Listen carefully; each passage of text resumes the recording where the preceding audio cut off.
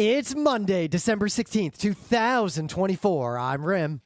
I'm Scott. And this is Geek Nights. Tonight we are talking about drones. All right, go for it.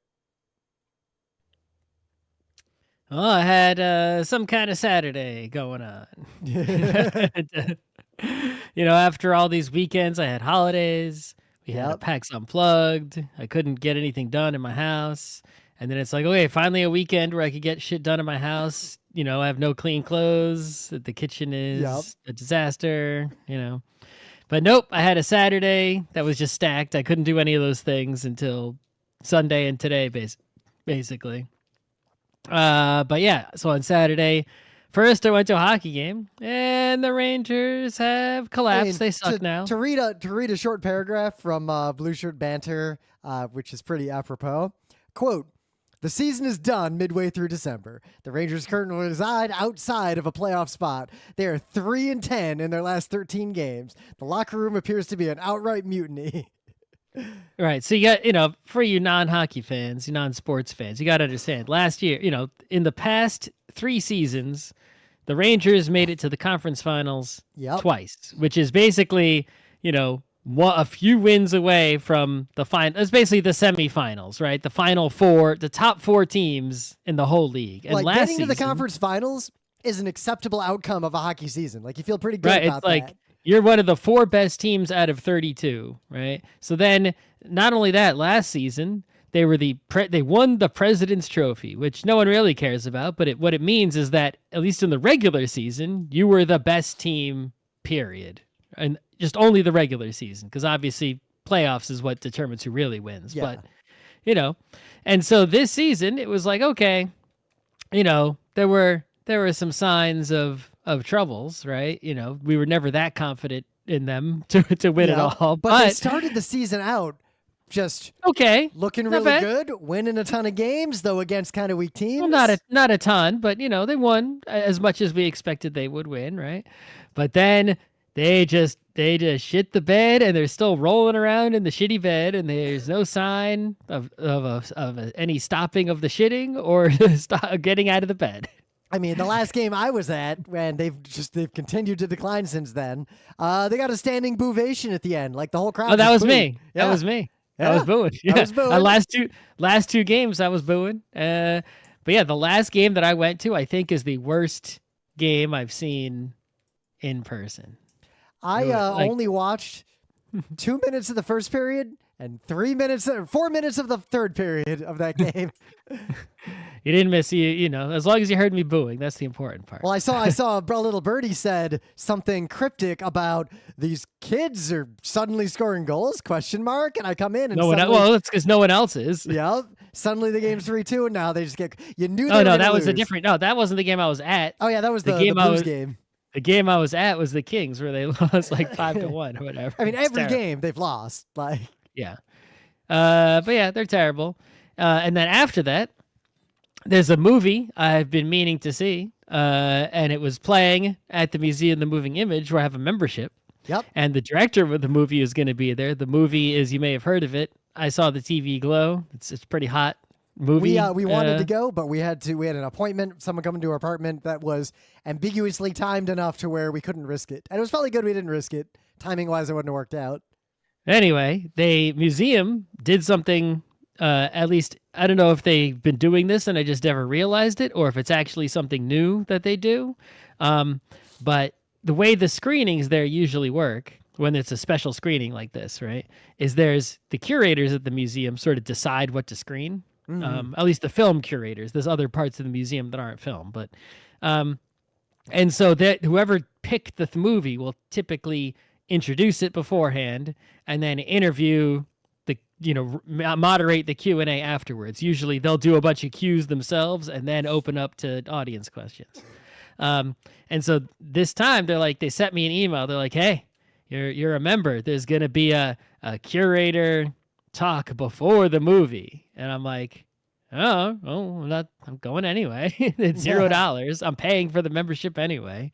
And so I go there an hour before the movie, and that curator person who's going to be doing the questions, right, and moderating everything, right, and introducing the movie, like in some back room at the museum that's like is some reusable, multi-use, white room. There's like 5 chairs and like 4 other museum members and the curator person and another museum employee, and that was it. Yeah. And then they just chatted about the movie for like a while. That's pretty cool, though. Right. And that's what I'm saying is it's like, this is like, I'm surprised so few people went, but they're actually putting in some effort to sort of, reward, membership by doing more stuff like that. Right? I mean, I'm reminded way back, the thing we kept proposing to all the anime cons we worked with that they were never interested in was having curated screenings, like show an anime and have someone who knows something about it talk about it a little bit. Yep. It's a format I like. Or it's like they, these a lot, the cons will bring in guests who, Japanese guests, but it's like, bro, don't just bring in the Japanese guests for the panel. You should screen their movie, their show, whatever it is. Yep.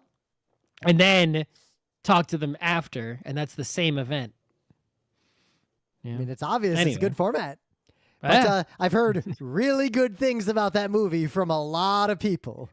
Well, I think part of the discussion before is that basically, it's obvious it's a trans movie, right? It's not a secret, right? It's like, but there are some people who are, they see this movie and they're like, emotionally destroyed, and you can see why. If you're a trans person, it's pretty much guaranteed. Mm-hmm. If you are emotionally destroyed by this movie and you think you're not trans, you might be, or queer in some way. And other people see this movie and they're just like, what the fuck? I was somewhere in between. I was like, oh, I get it. It's like, but I would still recommend it to everyone, right? Because even if you, you should care about, the very forward queer messaging of the film. But even if for some reason you don't, there's a strong message in the film of discovering who you are, right? And allowing yourself to be who you are and such. So, and that's a universal theme, I think. Yep. Very important in these times for a lot of reasons as well.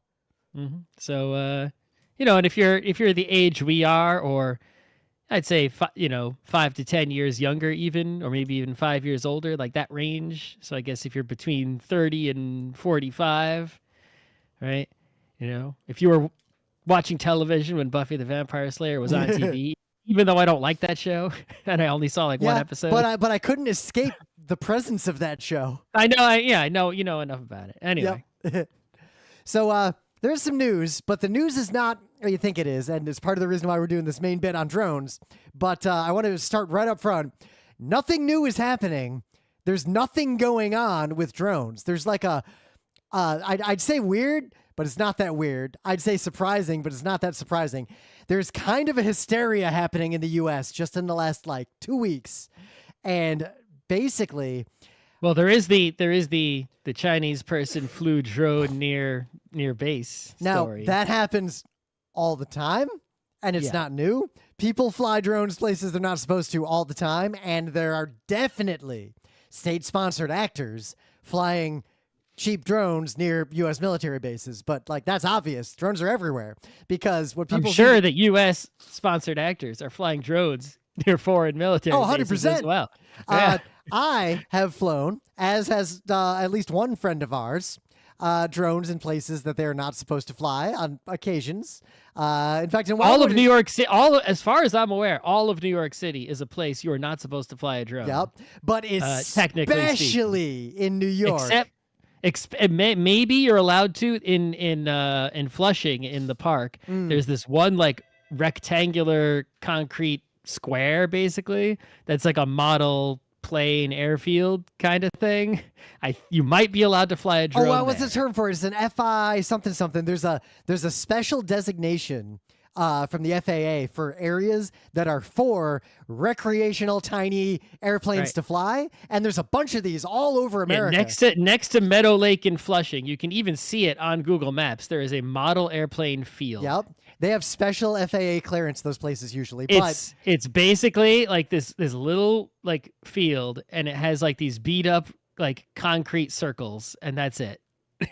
I mean, it's as a really kid, sad. I never owned one, but I on many occasions got to fly gasoline-powered, pretty large radio-controlled airplanes. Like, that's a big hobby that's been around for a long time. Yes, you can fly them. You can fly those at this field. But you know where you really can't fly a drone in New York is anywhere along the waterfront by us, because it's directly opposite the UN. And I have seen people get, I'm just going to politely say, fucked by the police for clearly piloting drones over there. Yeah, but there are also a lot of people who get away with it. If you just go on YouTube, you'll just it's real easy to get away with it. But, you'll see so much drone footage of New York City. Some of it people got permits and all the things you're supposed to do, because obviously, like if you want to, if you're shooting like a professional film, there's ways to get permits to do it legally. In fact, I saw the journalists setting up their designated area to fly a drone specifically to get aerial circular shots of MSG ahead of a hockey game that we went to. Mm-hmm. But the news is, so just in the last few weeks, all over America, but mostly in specific neighborhoods, people are just starting to call the cops saying they're seeing drones and complaining about them, and then kind of making up wild stuff about how big these drones are, how many of them there are, etc. And these reports are getting picked up mostly by right-wing news that then causes more people to hear about it, look around, and then, there are a lot of drones everywhere. There always have been. And then they start reporting them, and it's starting to escalate. Well, a lot of the people are also just seeing planets, airplanes, space stations. So what I'm going to link to is a New York Times article that is like, here's what's actually going on. Because basically, one subset of these people keep seeing Orion's belt, like specifically, and taking pictures of it, and it's just Orion's belt. People are seeing Venus. There's an onion on that belt, 3 of them. Right? There's 3 onions. But most of the reports of people who claim they saw a big drone are easily explained by manned aircraft, because there are a lot of normal airplanes that fly over places like New York City all the time. And there's not more of them now than there were before, but people are suddenly looking up, seeing them, and then getting scared because they're reading about it in the news and calling the police. But it's actually, I think I figured out what's really happening and why this is suddenly so explosive.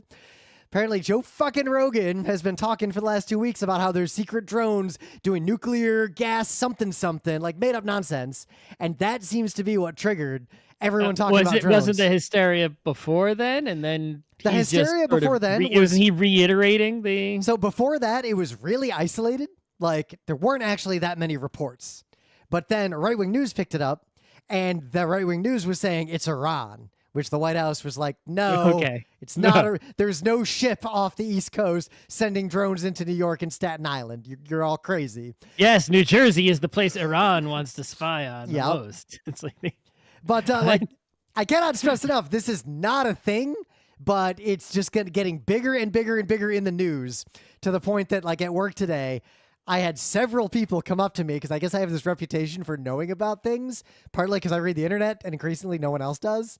And they're all like, so what's up with those drones? That's the only reason Geek Nights exists, is that we read and then we say what we read, which is what it's what they taught us to do in school from first grade. Book report. Yeah. Read book, say what you read. Read things, say what you read. And people, I guess, listening to this, I don't know how many there are. There should only be one, if at most.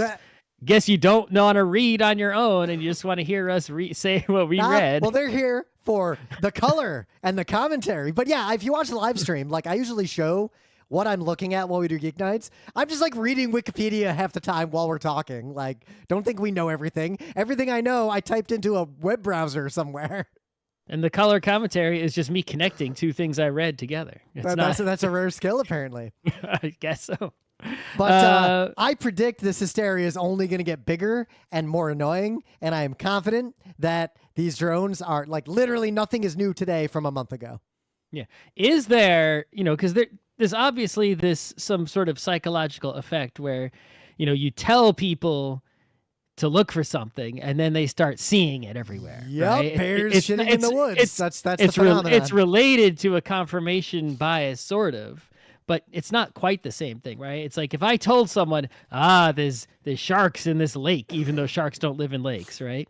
And if people heard that, they might come out to the lake and try to look. And then if there was a splash of water, someone's going to believe they saw a shark. In that splash, they'll see a shark the way you might see, a Pikachu when you look at a cloud, right? It's something like that. No, I read that's definitely, I forget, there's a name for it. I don't remember it. Or like when you look at a Rorschach test and you start seeing things, right? Yeah. If I told you, can you find the butterfly in this Rorschach test? Yeah. And they're like, oh, I found one here, right? But I didn't tell you. If I told you to look for a snake, you'd be like, oh, I found snakes. Here they are, right? Whatever I tell you to look for, you're gonna see it. There must be a name for this psychological phenomena, because basically they told people, look for drones in the sky near New Jersey, and so people look at the sky and anything that's bright or moving, they say, I see a drone. Yep. They weren't looking before, so they didn't see anything. But never mind the fact that most of these early reports were under one of the flight paths into JFK Airport and Newark Airport. So, yeah, funny that. Also, lots of smaller airports are around that people don't really know about or pay attention to. Yep. Where the small planes go. Now, drones... You can't fly your little personal private rich person plane into JFK. Now, drones are a problem in that people do fly them around airports dangerously all the time, but that's been happening for like 5 years now. Yeah. So anyway, got any news? I do have a news. So I don't know if we talked about it on the show much, but there's a big drama going on with WordPress. So basically, WordPress is an open source thing, right? To make a blog, and it's been around a long time. We used it a lot. I've used it in the past. I'm not using it anymore, but I used it a lot in the past. GeekNights used it in the past. And software-wise, it's really not terrible. If you just want to make a blog. The thing is, there's a company also that goes with WordPress. It says WordPress.org, which is just the open source software. And then there's WordPress.com, which is a company. And the company is Automatic. They're a big company, actually. They've bought Tumblr. They own like Gravatar. They own quite a few things. But WordPress.com is a website where you can make a blog that is powered by WordPress, but you don't have to host anything. Like, they're just selling pre-hosted WordPress because they're literally the WordPress company. Now, this vague structure of like an open source project, a company that does something with it, and a company that offers it as a service or like a service bureau, that's like a tale as old as time. There are so many pieces of software that are basically structured like this out in the world. Yeah, I mean, but you look at some other open source software, let's say Postgres, right? It's like, well, Postgres is just open source. There are companies that will sell you a Postgres, like Amazon has RDS, right? You can pay Amazon and they will run a Postgres for you and you can use it. But Postgres itself doesn't do that. There's no, right? It's not the same organization that makes the software. Yeah. The software is just there. Right. So the CEO of Automatic, right, is this dude who's not historically hasn't been the worst dude, but hasn't been the best dude either. This Matt Mullenweg guy, right? And he is the guy who started WordPress, right? So he's not like, some completely, useless know-nothing or anything. But anyway, he at the latest, it was a while ago already, like months ago, like feels like. Where there was basically the big WordPress con, right? Yeah. And he comes to give a talk there because, who else would be the big speaker at a WordPress? Total aside, most people who know me in my non-Geek Nights professional life, when I say, oh, I'm going to a convention this weekend to speak, they think it's something like this. They don't realize it's like PAX. Yeah. Anyway, it's just a gathering of people who depend on WordPress professionally, right? Gather to the WordPress conference. So anyway, and he gets big mad about this company called WP Engine, and he like trashes them, and like calls them leeches and whatever, he insult, right? And what's WP Engine? Well, it's just another company that hosts WordPress, and sells, and you pay them to host WordPress, and it's just a direct competitor to WordPress.com. And since the WordPress software itself is open source, theoretically anybody could just host WordPress and be like, pay me. I could be like, I could run a company right now that's like, pay me, I'll host Postgres's for you. I'll host WordPress, To use an example from like my professional life, that fixed protocol thing that I don't talk about that much on Geek Nights, there's an open source quick fix engine called Quick Fix. That's what most people use out in the wild. Lots of companies just sell Quick Fix to you, but they'll also build software around it for you.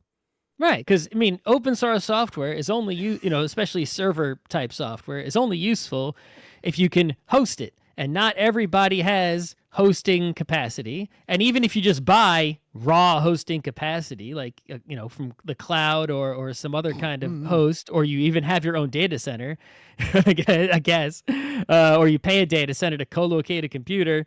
You need professional, experienced people to now maintain that and administer it all the time. And also, that is often the more valuable part of something than the technology itself, is the operationalization of it.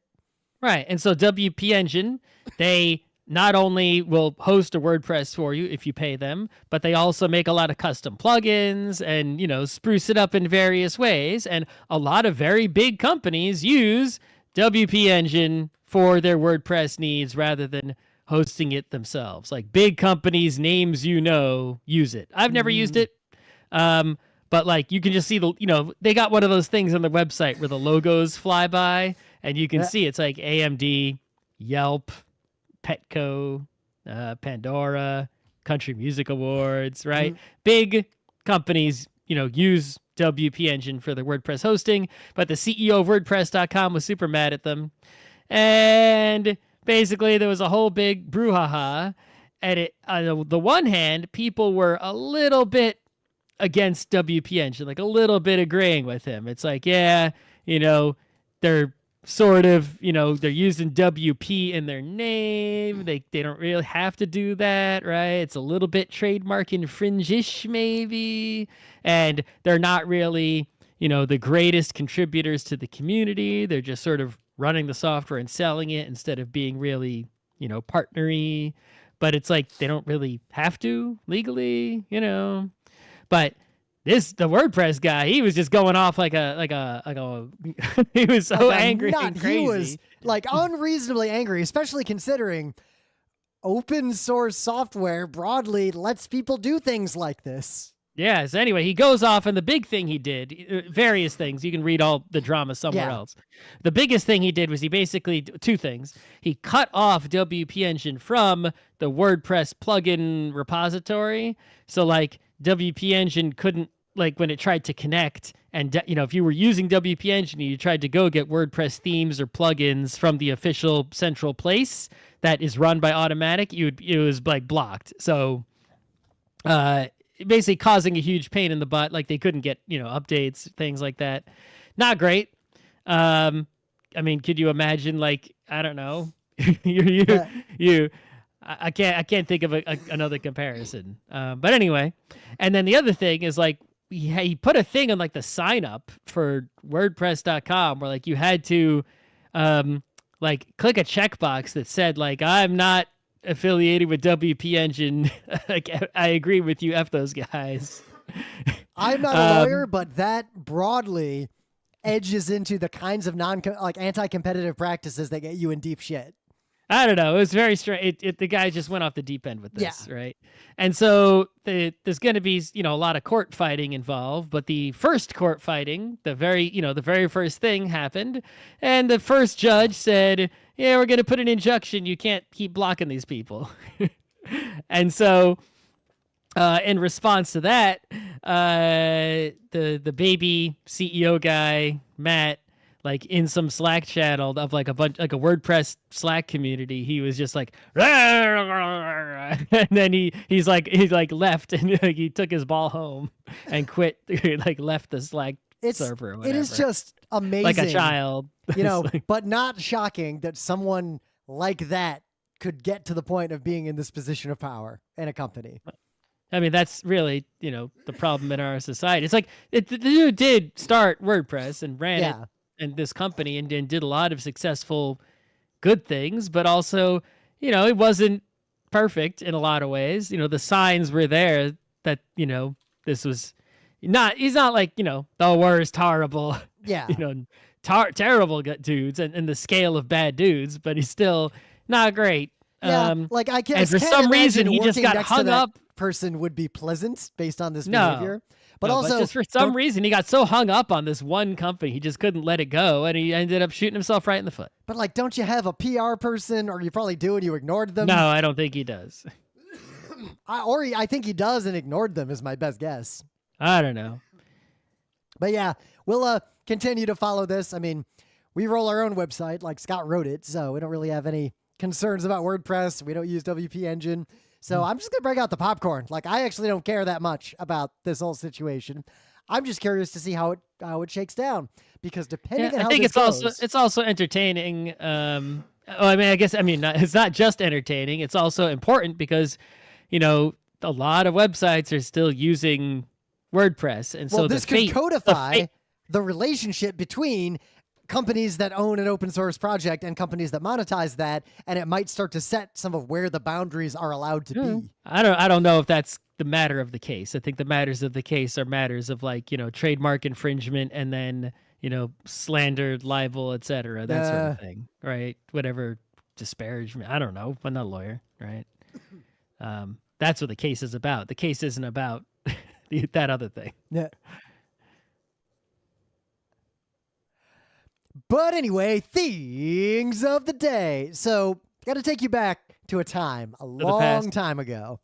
We're talking about the late 80s and the early 90s. And back then, there were two special kinds of phone numbers if you were using a telephone. Pardon me. Yeah, Rim needs a new throat, I think. You got to go back to the 80s and 90s to get him one. Right.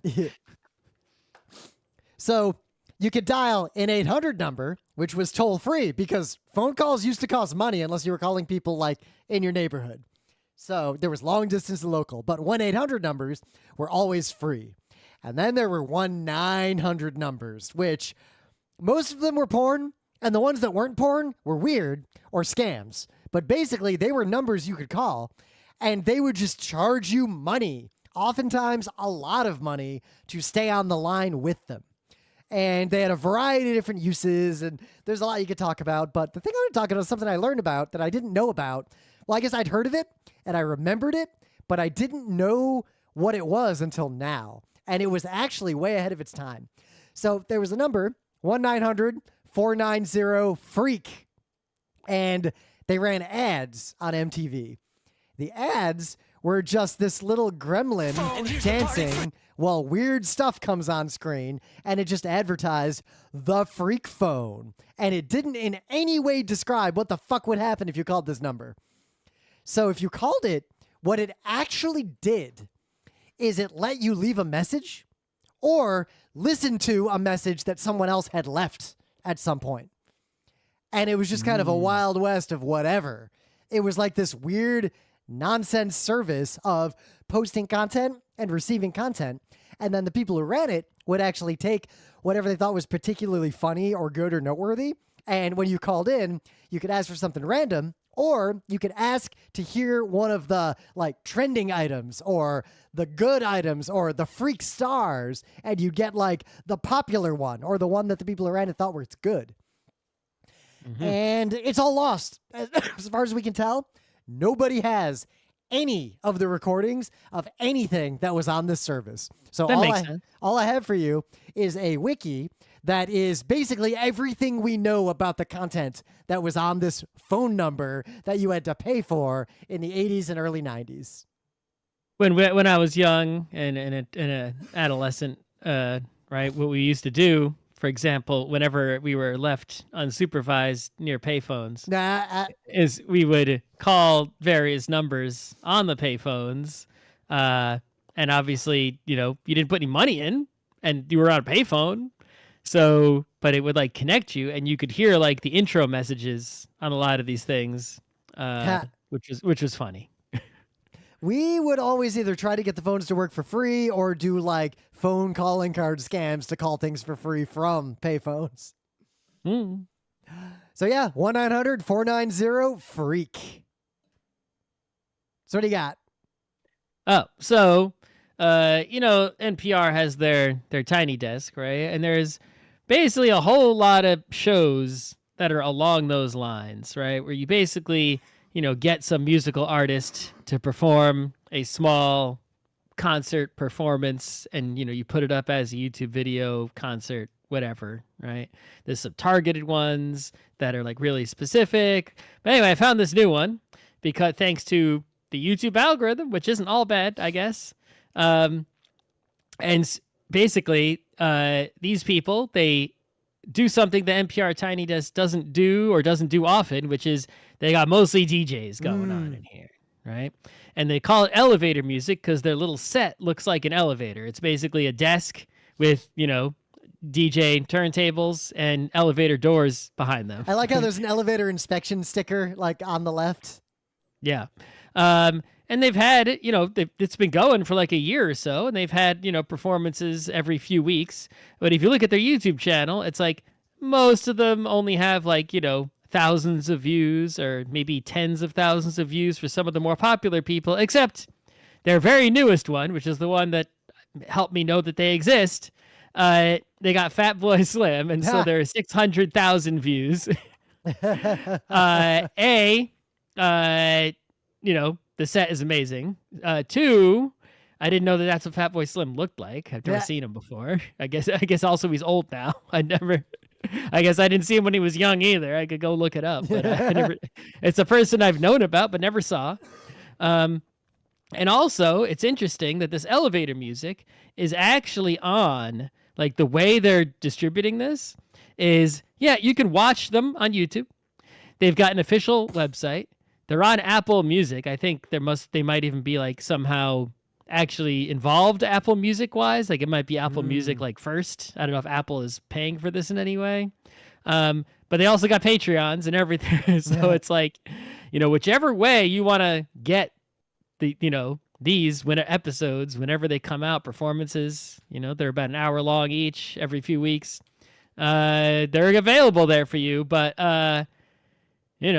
pretty good. It's good stuff. In the meta moment, we're going to be live at PAX East, PAX West, very likely, and MagFest, and I will be live, but probably not Scott because he never comes anymore, at ZenkaiCon. I went to ZenkaiCon only like 2 times. Yeah, they moved to a much bigger convention center. Saying never comes anymore is like saying I used to go frequently. I went twice. Yeah, you went twice. How many have I been to? Like 6, 7? Mostly I do like one. 5 We went to panels. one in a really shady, weird place, and then we went to the one. I went to Lancaster one time, and it's still in Lancaster as far as I know. It is still in Lancaster, but Lancaster has changed significantly. I'm sure it has. It's been a long time. There are now like 6 restaurants that are open on Sunday as opposed to 0 like back in the day. Whoa. Yeah. But usually I do like 4 or 5 panels, and then I spend That's the an rest of the time, infinity% increase. right? Playing tabletop games, mostly with like Penny and Scojo. Okay. All You're right. really having the throat problems today. Yeah, actually, I should just go get a drink of water. I will return in a second.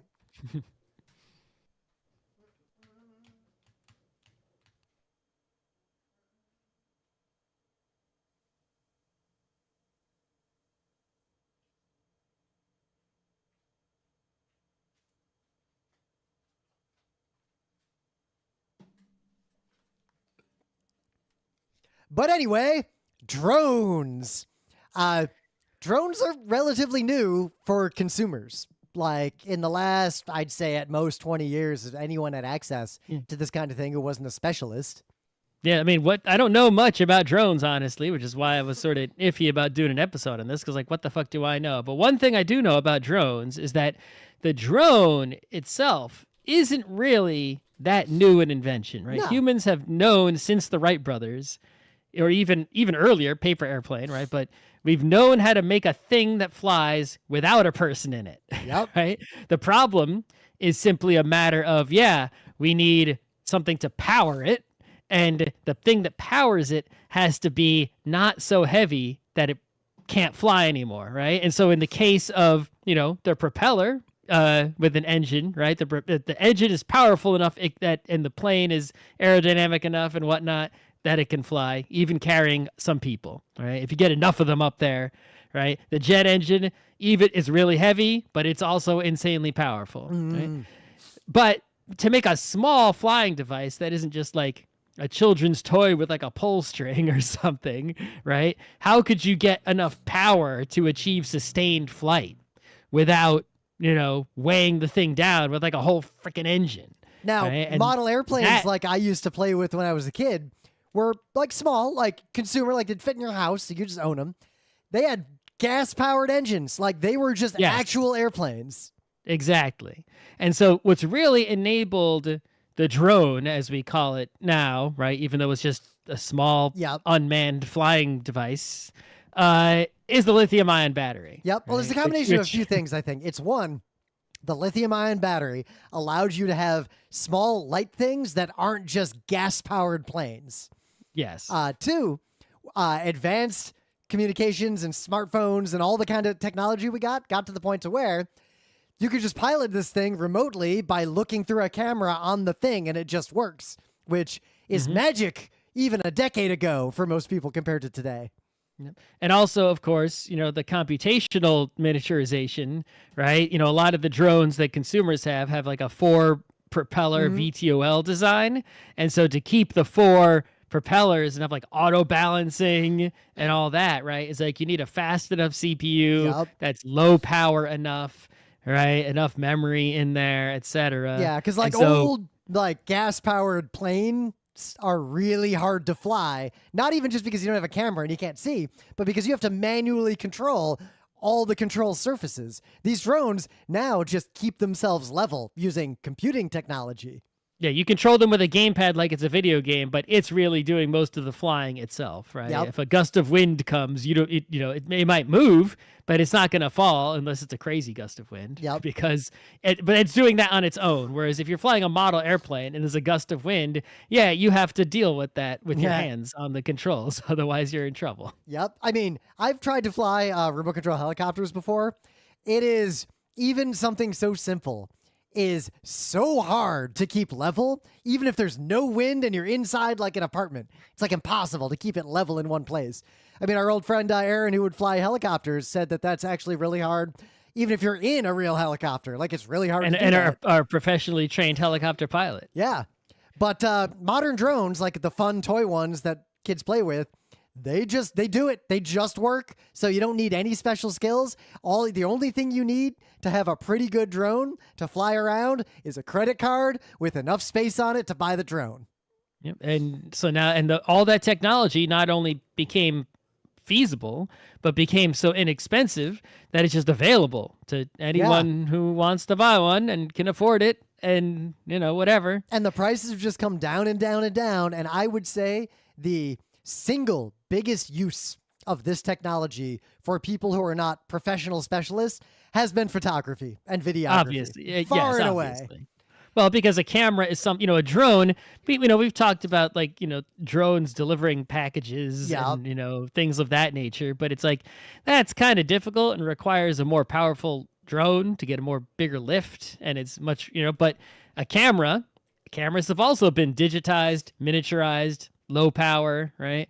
And so it's really easy to slap one or more cameras on a drone and fly it around. And that's a very interesting and useful use of them. Right? It's like other things you might do with the drone are like, that I guess are interesting is you can race them. That's, kind of interesting. What's really interesting is drone racing, having watched some of it, it's actually not really that exciting usually unless they're huge drones to watch the drones themselves as a spectator. But as a spectator, no. But I'm saying to race them is fun. Or especially if it's like small drones in the woods and it's like, it's a lot like speeder bikes. Return of the Jedi situation. But watching them first person racing is actually really fun. Yeah. And then of course, drone displays in the sky instead of fireworks. Kind of cool sometimes. Yeah. Right? It's like, I guess there's less air pollution if you do that, but how much power, but I might guess be better. The hard part for me is that drones sort of hit this critical mass where they were cool but too expensive, and there was a brief moment where they had this sweet spot, and now they're still cool. In fact, more cool than ever. But because they're so common, they're starting to be a problem. Like, it's not a conspiracy. It's just a lot of people are flying drones all over the place, going places they shouldn't be, getting in trouble, bumping into things, crashing, getting stolen. Right. Well, because, I mean, it's like, if you're the kind of person who is a law-following person, right? You don't need someone to tell you that you can only fly the drone in appropriate ways in appropriate places, right? It's like you don't need to check the FAA regulations. Like you already know, you already know you're not supposed to be doing this. Yep. And if you aren't the kind of person to follow laws, even if you check the FAA regulations, you're just going to ignore that shit because you're not a law-abiding, person who cares about those things, and you're just going to go fly it wherever you feel like because you bought it and you want to have fun. Yeah, mess around. We hit this interesting problem now where there are really cool specific use cases. Why there's one that I'd love to do, but you can't. That just no one will let you, and for obvious good reasons. My example is skiing. There are a bunch of drones that are designed to basically follow you and video you skiing. Tell it like different ways to circle. They'll just autonomously follow you with a tracker and film you and just do it all for you. So you get all this cool video of you skiing. As far as I can tell, every single ski resort in America has banned all drones permanently. And the reason for that is that if they let anyone have them, the mountain's going to be covered in drones and people are definitely going to be hit by drones. Mm-hmm. Also, people don't want a million drones buzzing everywhere and they're trying to enjoy the woods. So it's a situation of it would only work if only one person was allowed to do it. Yeah, usually those actually get used for, like someone's doing a special, like, I'm this Red Bull sponsored guide. I'm going to ski down super dangerous mountain. And there's a film crew, but, I also brought a drone that'll try to automatically follow me. Or maybe another drone that someone's controlling. And, it's the not best for... one of those ever was that I've ever seen was that video in the bowling alley. I think you made it a thing of the day years ago. Oh, but that wasn't an automatic following. No, that was a drone. piloted drone.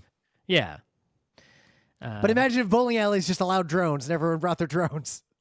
Right. Drones are not a thing that scales like cell phones, right? If everyone's got one, it's a problem. Yeah. It's like, I guess cars are the same way, but we already lost that problem. I feel like you could tell when it happened because, there used to be the helicopter tracking shot in movies that was really expensive and always kind of looked like crap. And now any movie, any commercial, pretty much anything has drone shots. Like any sporting event will clearly have a drone shot circling whatever arena or stadium that circling event that sporting event is in. Like that shot is at the start of every match of every sport now. Yeah, it's so inexpensive to do. And if you are a professional broadcaster, you get permission to do it. Yep. And it looks great. So why would you, exactly? Why would you not do it? It's like it takes you like a few minutes before you do it once at the season or whatever, It's like, yeah, of course. It's just become a standard part of the equipment for any broadcast or film crew is to use drones because of course they have them. Now, I don't remember what Geek Nights episode it was. It might have been the 2010 episode we did called Automatic Killing Machines, but I feel like we talked about it before then. But I have a distinct memory of us on the show, actually probably before then, because I remember doing this in Beacon, talking about what will the world be like the moment a drone can carry a handgun. Well, and now we're in that world. Like drones are a big part of militaries, and we've seen this expand rapidly just in the last 3 years with the Russia's invasion of Ukraine. Well, I think it's more than just 3 years, but the way the military drones mostly work is they're really just, unmanned aircraft, right? But they might have a bomb on them. They might have reconnaissance surveillance equipment on them. They might have who knows what on them. More advanced ones have full armament now, like a fighter. Yeah. Yeah. But the Ukraine war, but the way they difference work is- though is that there's just somebody usually like on the other side of the world. Like I'm pretty sure the US, like there's drones in the Middle East and someone's like in a US base like in the middle of the US, like in Yep. Kansas or some shit. And they're just sitting there with like a gamepad looking at a screen and piloting the drone on its military mission, dropping bombs on people from halfway around the world. And that's been going on for a long time. Well, what's changed since the Obama days, at least. With Russia's invasion, what changed is the use of consumer grade drones to be similarly deadly weapons. Like, yeah, I mean, especially if you don't have as much money or resources, it's like you can get as long as it works. It's like the U.S. military stuff is like heavily over-engineered, right? Mm-hmm. But for good reason in a lot of cases. But it's like if you're a scrappy resistance group or a country of lesser means, right? You're probably not going to be using that kind of equipment. You can use what you get. And if anything that you can get can help you win in your situation, why wouldn't you use it? Yep, and that leads to another asymmetry of drone technology has gotten to the point to where it's really cheap to deploy drones en masse for a variety of purposes. And I think the only reason we don't see just swarms of drones getting in everyone's way everywhere, despite all the hysteria recently, is that they are still, for the most part, regulated. And there appear to be some consequences when at least companies abuse them at scale. We'll see how long that lasts, but I think drones are going to be a really, really big problem if they do not continue to be heavily regulated for commercial use. I think the other thing that keeps drones from being a super huge problem is that any drone of consequence is noisy AF. Yep, right? they're not subtle. In order to fly, right? At least all the ones the consumers have, right? Work with these, VTOL propellers that have to spin at really high RPMs, these little electric motors, and you can hear them buzzing. Right? You can't miss it when someone's using one. Yep, right? like if I'm There's running no in the park stealth by our house, if anyone in the park has a drone, you can hear it in the entire park. Right. And so it's not like you can, sneak over to your neighbor's house and take photos over their fence, if they're home, at least, right? They'll hear it. Your neighbors will hear it. You can't, try to go to like a public, you can't bring one into a sporting event, right? Because they'll catch you at the security gate. Yep. But you can't like fly one into a sporting event over the top of the stadium, right? That they're going to know it's coming, right? It's not going to work. So it's like all these sort of, nefarious / dangerous uses of drones are, there's no, you can't like surprise and get away with them, right? Because I the think drones, a lot of the even reason the why smaller people- drones are so noticeable. I think the only reason we don't see tons of them just flying into football games yet is that the kind of person who would do that is also not the kind of person who can afford to lose the drone the first time they use it. That's right. You could, there are drones that you could just buy that you could definitely stand outside a stadium, launch the drone, get it over the top of the stadium and start shooting video of the field or the crowd. But it will be noticed and dealt with, and you're definitely not getting the drone back, and you're probably going to jail. Yep. And if you get away with it, you're going to have to buy a new drone. And I feel like there's a line I don't think they'd let you buy a new drone. I mean, I don't think it depends on how you bought it. You bought it with cash. You bought it on Amazon. I guess so. I guess you could buy one on Facebook Marketplace. Right? Yeah. I feel like there'd be a way to get it, but I feel like that's the only thing holding people back is that just like the kinds of people who should have fireworks the least can only afford a very small number of fireworks usually. Because I could take my credit card and build an arsenal of fireworks, and guess what I don't do? Yep. Kind of want to sometimes, but I don't. Nope. And I think the other thing is that, the drones that people can buy, they come equipped with cameras, right? Or things of that nature. If you were just a fool and you tried to equip one with something dangerous, it probably wouldn't fly anymore. It would take someone who is, very good at engineering to take a consumer drone and make it, dangerous in some way. Besides just crashing the drone into something, which isn't really that dangerous. Yeah, the I ones that imagine you can it would buy. hurt.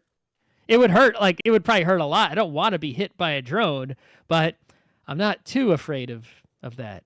Right? I'm more like if afraid a of drone being was hit- coming at me, I would actually be okay, kind of like attacking it.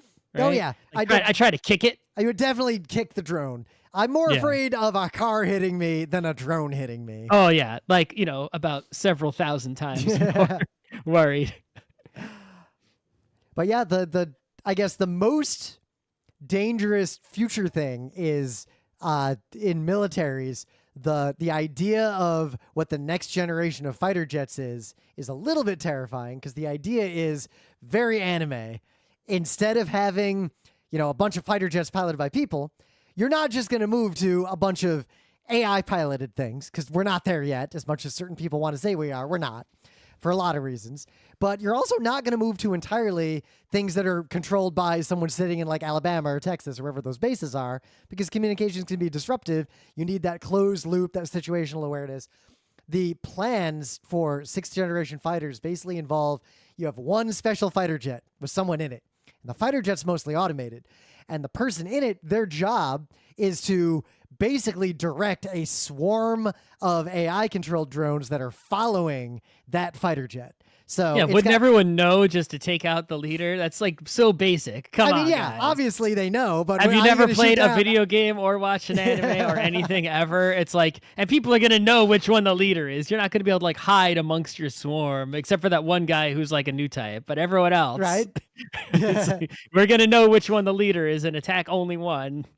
But I think this is sort of the tech where we're going to see drones like making big advances in society, not just military, that's just an example, but anywhere, is going to be using them to augment humans, but still having humans local to them in the loop, making decisions and directing them. And I think a lot of the AI and automated things within these drones is going to be mostly around making sure they fly level and do what they were told to do. But you're going to have humans in the loop for a long time. But augmenting humans with drones that just kind of listen to them and do what they need. I was reading a cool article about how surveyors can use specialized drones and basically tell the drones to go use lasers and map things for them. Like on a I mean, site. drones are being used, it's still camera functions, Yep. but for surveillance, right? And not just police surveillance, though police surveillance, Yep. but also like, hey, we got to go inspect the utility poles, right?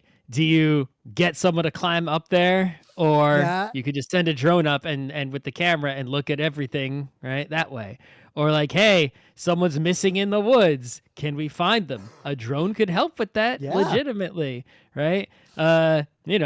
Anytime you got to see somewhere where it's hard for a person to get to that place to take a look, but we don't have cameras pre-installed there, you can sort of get instant surveillance, whether it, sometimes it is police surveillance. Like, we're having a music festival and there aren't security cameras all over the music festival, just at the entrances. We can't put them in the middle of a field that easily. So we'll just have drones moving around, taking a look at what's going on in this music festival the whole time, making sure no one's up to no good.